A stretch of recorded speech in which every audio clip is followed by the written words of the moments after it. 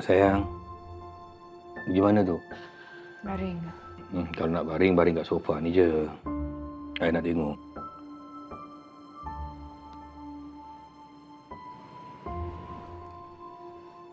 Apa masalah kau Aku sakit nak pergi klinik kau tak bagi.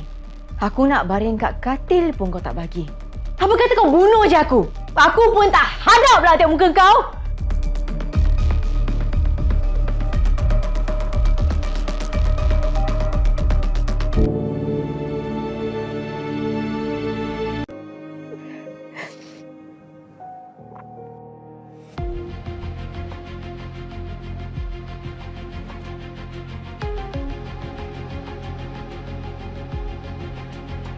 Fida, dah berapa lama dah?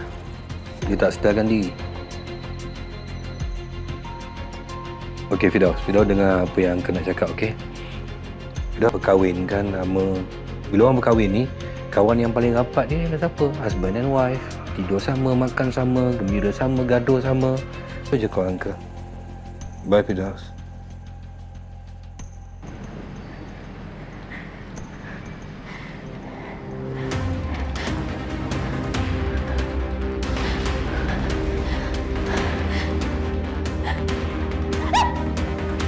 Sorry sikit.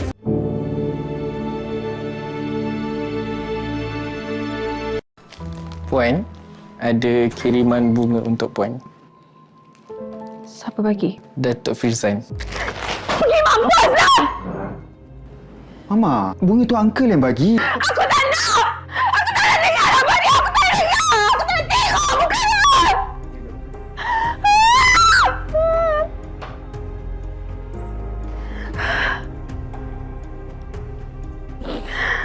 Tak payah kutip! Aku kata pergi mampus! Pergi mampus! Kau faham tak? Aku tidak...